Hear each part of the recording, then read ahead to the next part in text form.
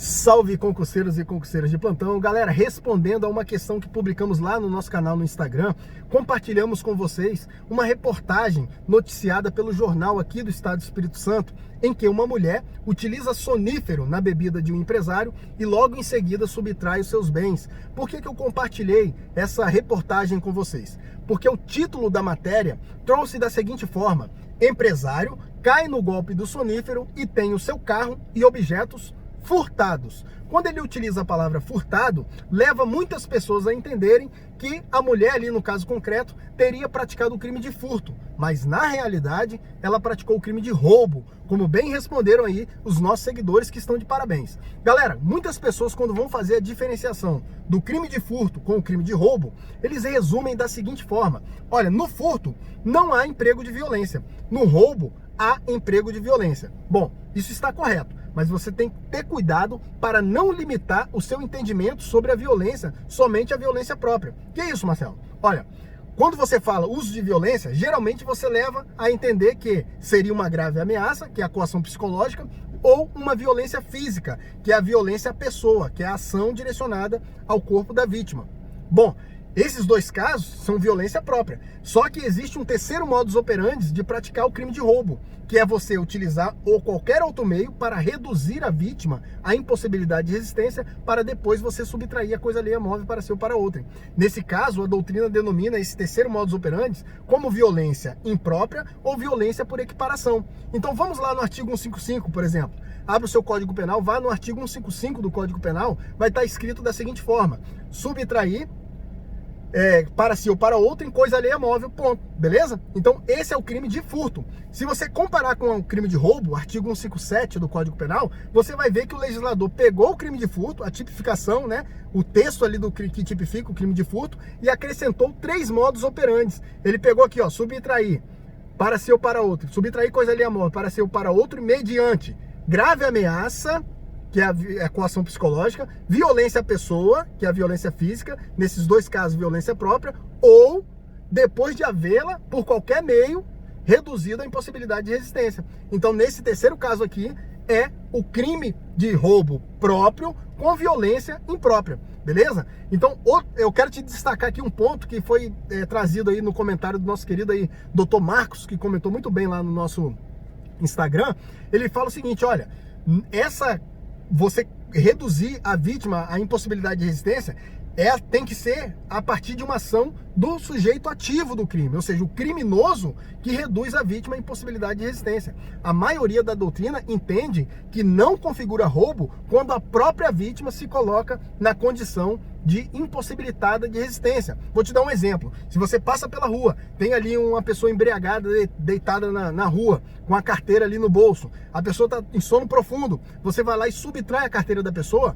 Nesse caso, a maioria da doutrina entende que você não praticou roubo, porque não foi você que colocou aquela vítima, que reduziu aquela vítima à impossibilidade de resistência. Foi ela própria que se colocou nessa condição. Então a maioria da doutrina entende que para ser roubo próprio com violência imprópria, tem que ser o autor do crime, o sujeito ativo, que reduz a vítima à impossibilidade de resistência para depois subtrair os seus bens. Esse é um ponto.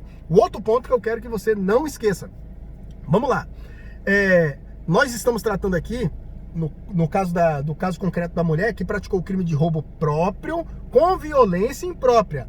Não confunda o roubo próprio com violência imprópria, que está no caput, artigo 157, com o parágrafo 1º do artigo 157, que trata do roubo impróprio. Então você tem aqui o que a gente está comentando, que é o roubo próprio com violência imprópria e o roubo impróprio. No roubo impróprio, no parágrafo 1º do artigo 157, você subtrai a coisa alheia móvel e depois você utiliza de violência ou grave ameaça para garantir a impunidade daquele crime ou a detenção daquela coisa subtraída. Perceba que lá no roubo próprio com violência imprópria, você utiliza um meio, qualquer meio que reduz a impossibilidade de resistência da vítima para depois subtrair a coisa alheia móvel para si ou para outra, né? No roubo impróprio, que é no parágrafo 1º, você subtrai a coisa e depois utiliza da violência ou grave ameaça para assegurar a impunidade, para garantir a impunidade daquele crime ou garantir a detenção da réis furtiva, beleza? Da coisa subtraída. Então essa é a diferença, não confunda, tá? Outro ponto que eu queria destacar, eu queria colocar lá para vocês e acabei esquecendo. outro detalhe que eu lembrei aqui agora. Nesse roubo impróprio, parágrafo 1º, quando você subtrai a coisa e depois utiliza de violência ou grave ameaça para garantir a impunidade ou detenção da coisa subtraída, essa violência aqui no roubo impróprio, ela somente pode ser violência própria, tá? A maioria da doutrina entende que não cabe violência imprópria na figura equiparada do parágrafo 1º. Por quê? Porque o parágrafo 1º não menciona outro meio que reduz ou torna impossível a resistência da vítima, tá? Se você utilizar por equiparação, por analogia do que está disposto no parágrafo 1º, você estaria ferindo aí um princípio do direito penal, que é a vedação, analogia e malam parte. Então, na conduta do parágrafo 1º, você somente pratica o roubo impróprio mediante a violência própria, tá? Não confunda. Então, lá no caput do artigo 157, você tem o roubo praticado por 3 modalidades: grave ameaça, ou violência à pessoa, ou a violência imprópria, que é você utilizar um meio para reduzir a impossibilidade de resistência da vítima para depois subtrair a coisa. Nesses 3 casos aqui, você pratica o crime de roubo próprio. Agora, o roubo impróprio está no parágrafo 1º, que é depois de você já subtraído a coisa, você utiliza a violência ou grave ameaça, somente violência própria, para garantir a impunidade ou detenção da coisa subtraída, beleza? Esse era um outro detalhe que eu queria acrescentar para vocês. E outra coisa que eu queria te perguntar, você já ouviu falar de crime ultra complexo? Não? Então, a gente está comentando aqui o crime de roubo, né? O crime de roubo é um crime complexo. Por que é um crime complexo? Porque você junta dois tipos penais para criar somente um. É como se você pegasse o crime de ameaça e juntasse ele com o crime de furto, artigo 155. Ou seja, você teria aqui uma grave ameaça para subtrair coisa alheia móvel para si ou para outrem. Ou então você pega o artigo 129, lesão corporal, né? Que é a coação física, né? A violência física. Você junta essa violência física com o artigo 155, né? Subtrair coisa alheia móvel para si ou para outrem. Perceba que, por isso, é um crime complexo. Agora, o crime ultra complexo é você pegar um crime já complexo, porque já é a junção de 2 tipos penais, e acrescentar um outro tipo penal para majorar a pena ou para tornar qualificado. Um exemplo aqui, se a gente pega esse crime de complexo, que é o crime de roubo, e ele é praticado com emprego de arma de fogo, você trouxe um tipo lá da lei do Estatuto de Desarmamento e juntou aqui. Você tem um tipo já complexo e juntou mais um tipo para tornar aí a pena majorada no crime de roubo com emprego de violência ou emprego de arma de fogo, por exemplo. Beleza?